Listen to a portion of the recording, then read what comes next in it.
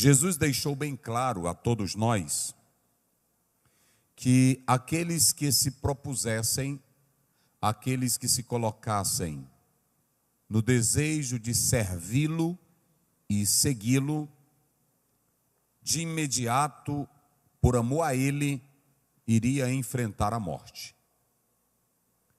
Isso é claro.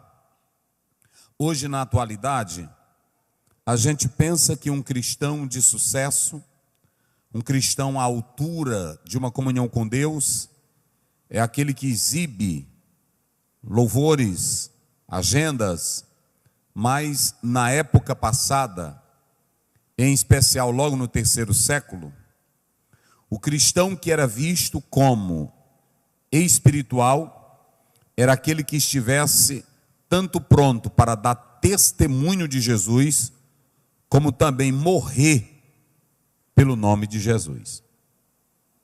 A maior prova de um cristão que tem comunhão com Deus é quando ele está pronto a servir a Deus e a morrer por Jesus.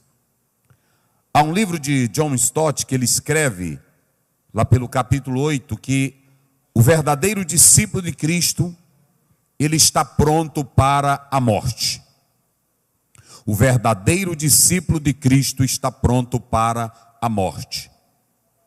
Então, quando a gente escuta relatos de países como a Líbia, como a África, como os países denominados de cinturão de resistência, os mais revoltados contra o Evangelho e que não permitem que o Evangelho chegue lá, quando você vê um missionário, uma irmã, um irmão, se dispondo a ir para esses locais, como foi dado aqui o relato da Coreia do Norte, e nós sabemos que além de crescer outras religiões,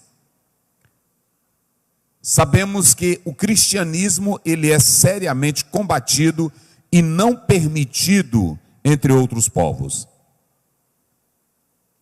E há um relato que em 2001, 4.671 pessoas morreram por causa do Evangelho.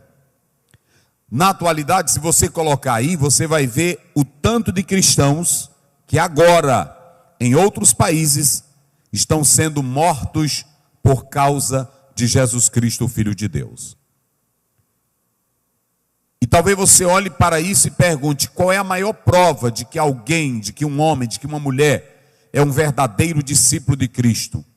Aquele que o ama até a morte. E quando você atenta para a palavra de Deus, Mateus 10, 22, Jesus disse assim: por causa do meu nome vocês serão odiados. Olha aí, vocês serão odiados. Mas como é que diz o restante do versículo? Vamos lá, todos bem forte, vamos lá. Mas aquele que perseverar até aonde? Até o fim será salvo. Então perceba que a maior prova de que um crente realmente serve a Deus é quando ele persevera. É quando ele está pronto para sofrer e para morrer pelo nome de Jesus. Vocês sabiam que quando a igreja ela começou, que as autoridades tentaram logo de imediato se opor a ela, um dos cruéis perseguidores da igreja, como Nero, muitas noites foram abrilhantadas com o seu ódio contra os cristãos, quando ele acendia corpos de homens para brincar com crentes, tocava fogo e ele ficava feliz e sorrindo, porque ele queria banir com os cristãos. Se vocês analisarem a história, Policarpo também foi um mártir que sofreu por causa do Evangelho. Há uma escritora, Ruth Saviano, se não me foge a memória, é o nome dela. Ela escreve muito para mulheres. E ela fala algo muito importante de mulheres que também foram mártires, que sofreram por causa de Cristo. Vocês sabiam que naquela época, os homens, quando começaram a falar do cristianismo, diziam que era uma religião canibalista, uma religião secreta, uma religião aonde os homens tinham caso de incesto, porque eles usavam a palavra irmãos e irmãs, e eles inventavam mentiras contra o cristianismo. Eles diziam que os cristãos comiam pessoas, porque quando os cristãos adoravam escondido, eles celebravam a ceia. E quando eles estavam gritando, eles diziam: vamos beber o sangue e a carne. E eles diziam que era para cometer o canibalismo.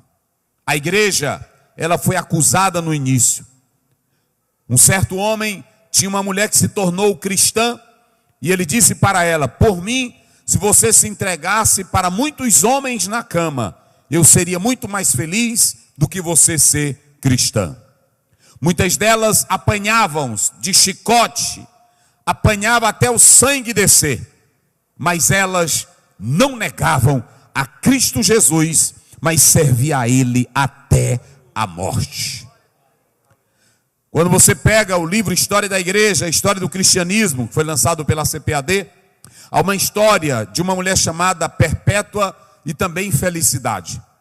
Duas mulheres que sofreram por causa do Evangelho. Duas mulheres que, na verdade, sofreram martírio por causa do Evangelho. Na Idade Média, uma mulher que se levantou para pregar o Evangelho, anunciar a palavra, escrever contra o pecado. Ela foi rebatida e, como não deixou de pregar, ela foi queimada em uma fogueira por causa do Evangelho. O que eu estou dizendo aqui é que nós temos histórias de homens e de mulheres que estavam prontos para sofrerem por causa de Jesus Cristo.